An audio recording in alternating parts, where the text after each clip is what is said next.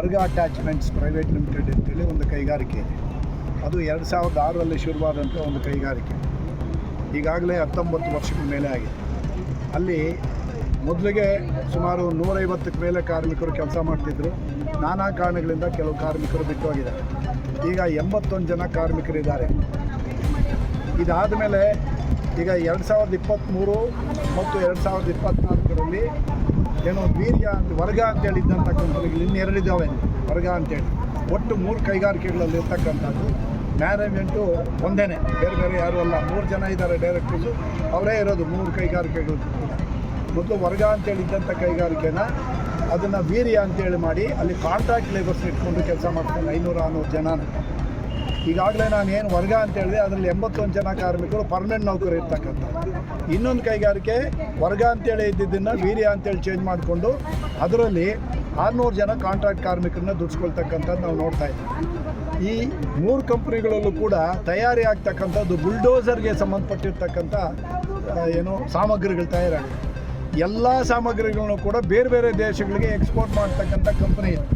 ನಮ್ಮ ದೇಶದಲ್ಲ, America, UK, Switzerland, Australia ಈ ರೀತಿಯಾದಂಥ ಹಲವಾರು ದೇಶಗಳಿಗೆ ಎಕ್ಸ್ಪೋರ್ಟ್ ಮಾಡ್ತಕ್ಕಂಥ ಕಂಪನಿ, ಲಾಭದಾಯಕವಾಗಿ ನಡೀತಕ್ಕಂಥ ಕಂಪ್ನಿ ಇದೆ.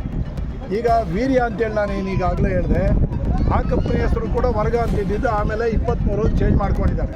ಅಲ್ಲಿ ಕಾಂಟ್ರಾಕ್ಟ್ ಕಾರ್ಮಿಕರಿದ್ದು ಅದರ ಮೇಲೆ ಹಲವಾರು ಕೇಸುಗಳು ಬಿದ್ದ ಮೇಲೆ, ಯಾಕೆಂದರೆ ಕಾನೂನಲ್ಲಿ ಕಾಂಟ್ರಾಕ್ಟ್ ಕಾರ್ಮಿಕರನ್ನ ಪ್ರೊಡಕ್ಷನ್ ಆ್ಯಕ್ಟಿವಿಟೀಸಲ್ಲಿ ದುಡಿಸ್ಕೊಳ್ಬಾರ್ದು ಅಂತೇಳಿ ಕಾನೂನು ಹೇಳ್ತಾರೆ. ಅದರ ಮೇಲೆ ಕೇಸುಗಳು ಬಿದ್ದಿದ್ದಾವೆ. ಅವ್ರ ಮೇಲೆ ಕೇಸುಗಳು ಬಿದ್ದು ಸಿವಿಲ್ ಕೋರ್ಟಲ್ಲೂ ಕೂಡ ಅವ್ರ ಮೇಲೆ ಹಲವಾರು ಕೇಸುಗಳು ದಾಖಲೆ ಆಗಿದ್ದಾವೆ. ಫೈನು ಕೂಡ ಕಟ್ಟಿದ್ದಾರೆ ಅಂತ ಹೇಳ್ತಕ್ಕಂಥ ಮಾಹಿತಿ ನಮ್ಮ ಗಮನಕ್ಕಿದೆ. ಈಗ ನಮಗಾಗಬೇಕಾಗಿರ್ತಕ್ಕಂಥದ್ದು ಲಾಭದಾಯಕವಾಗಿ ನಡೀತಕ್ಕಂಥ ವರ್ಗ ಕಂಪ್ನಿನ ಇವತ್ತು ಮುಚ್ತೀವಿ ಅಂತ ಹೇಳ್ತಾ ಇದ್ದಾರೆ. ಏನೋ 21/8ರಿಂದ ಅಲ್ಲಿದ್ದಂಥ ಎಲ್ಲ ಮಿಷನರಿಗಳನ್ನ ವೀರ್ಯಾಗಿ ಸಾಗಿಸ್ಬಿಟ್ಟಿದ್ದಾರೆ. ಆಯ್ತಲ್ವ, ಇವಾಗ ಕೆಲಸ ಇಲ್ಲ. ಅಲ್ಲಿ ಕಾರ್ಮಿಕರು ಕೂರಿಸಿದ್ದಾರೆ. 21/8ರಿಂದ ಮುಚ್ತೀವಿ ಅಂತ ಹೇಳ್ತಾ ಇದ್ದಾರೆ. ನಾವು ಕೇಳ್ತಕ್ಕಂಥದ್ದು ಇಷ್ಟೇ, ಲಾಭದಾಯಕವಾಗಿ ನಡೀತಕ್ಕಂಥ ಕಂಪನಿ ಪರ್ಮನೆಂಟ್ ಕಾರ್ಮಿಕರು ಅವ್ರನ್ನ ಕೆಲಸದಿಂದ ತೆಗಿಬಾರ್ದು. ಹಾಗಾಗಿ ಮಾನ್ಯ ಜಿಲ್ಲಾಧಿಕಾರಿಯವ್ರಿಗೂ ಕೂಡ ಅದು ಮನವಿ ಕೊಟ್ಟಿದ್ದೀವಿ. ಅವರು ಕರೆದು ಮಾತಾಡ್ತೀವಿ ಅಂತೇಳಿ ಒಂದು ಆಶಾಭಾವನೆ ಕೊಟ್ಟಿದ್ದಾರೆ. ಹಾಗಾಗಿ ಈ ಕೈಗಾರಿಕೆಯನ್ನು ಮುಚ್ಚಬಾರ್ದು, ಆ ಕಾರ್ಮಿಕರಿಗೆ ಕೆಲಸ ಮುಂದುವರಿಸಬೇಕು ಅಂತೇಳಿ ನಾವು ಆಗ್ರಹಪಡಿಸ್ತಾ ಇದ್ದೇವೆ. ಇಲ್ಲ ಅಂತೇಳಿದ್ರೆ ಮುಂದೆ ಉಗ್ರವಾದಂಥ ಹೋರಾಟಕ್ಕೆ ನಾವು ಮುಂದುವರಿತೇವೆ ಅಂತ ಹೇಳ್ತಕ್ಕಂಥ ವಿಚಾರನ ಈ ಸಂದರ್ಭದಲ್ಲಿ ಇಷ್ಟಪಡ್ತೇನೆ. ನಾನು CITನ ರಾಜ್ಯ ಉಪಾಧ್ಯಕ್ಷ HN ಗೋಪಾಲ್. ನಮ್ಮ ಹೆಸರು ಅಶ್ವಥ್ ಅಂತ. ನಾನು 10 ವರ್ಷದಿಂದ ಅಲ್ಲಿ ಕಂಪ್ನಿಯಲ್ಲಿ ಕೆಲಸ ಮಾಡ್ತಾಯಿದ್ದೀನಿ. ಫಸ್ಟ್ ಬಂದುಬಿಟ್ಟು 250 ಜನ ಕಂಪ್ನಿಯಲ್ಲಿ ಪರ್ಮನೆಂಟ್ ವರ್ಕರ್ಸ್ ಇದ್ದರು. ಒಂದೊಂದು ವರ್ಷ ಒಂದೊಂದು ದಿವಸ ಸ್ವಲ್ಪ ಜನನ ಕಮ್ಮಿ ಮಾಡಿ ಇನ್ನೊಂದು ವರ್ಗ 2 ಅಂತ ಮಾಡಿ ಅದನ್ನು ಏರಿಯಾ ಅಂತ ಇದು ಮಾಡಿದ್ದಾರೆ. ಒಂದೊಂದು ದಿನಕ್ಕೂ ಬಂದುಬಿಟ್ಟು ಜನ ಕಡಿಮೆ ಮಾಡಿ ಲಾಸ್ಟ್ ಬಂದು 80 ಜನ ಕುಟುಂಬರನ್ನು ಬೀದಿಗೆ ಹಾಕ್ತೀವಿ ಅಂತ ಇದು ಮಾಡ್ತಾ ಇದ್ದಾರೆ. ನಾವು ಬಂದುಬಿಟ್ಟು ಅಲ್ಲಿರೋ ಮಿಷಿನ್ ತಂದಿದ್ದಾರೆ, ಅಲ್ಲಿರೋ ಪ್ರಾಜೆಕ್ಟು ಇಲ್ಲೇ ಮಾಡ್ತಾ ಇದ್ದಾರೆ. ಯಾವುದೇ ಕಾರಣಕ್ಕೂ ನಮ್ಗೆ ಕೆಲಸ ಸಿಗೋವರೆಗೂ ಎಲ್ಲಿವರೆಗೂ ಹೋರಾಟ ಆಗುತ್ತೋ ಅಲ್ಲಿವರೆಗೂ ನಾವು ಹೋರಾಟ ಮಾಡೋಕ್ಕೆ ರೆಡಿ.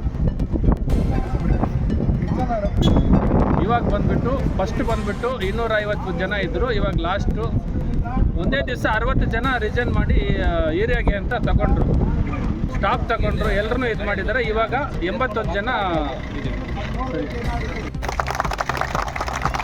ಮಾನ್ಯ ಜಿಲ್ಲಾಧಿಕಾರಿ ಅವರಿಗೆ ಮತ್ತು SP ಸಾಹೇಬರು ಇಬ್ಬರಿಗೂ ಕೂಡ ಬೇರೆ ಬೇರೆ ಏನು ಈ ಅಧಿಕಾರಿಗಳಿಗೆ ಆಯ್ತಲ್ಲ, ತಮ್ಮೆಲ್ಲರ ಪರವಾಗಿ ಧನ್ಯವಾದಗಳು ಹೇಳೋದಕ್ಕೆ ಇಷ್ಟಪಡ್ತೇನೆ.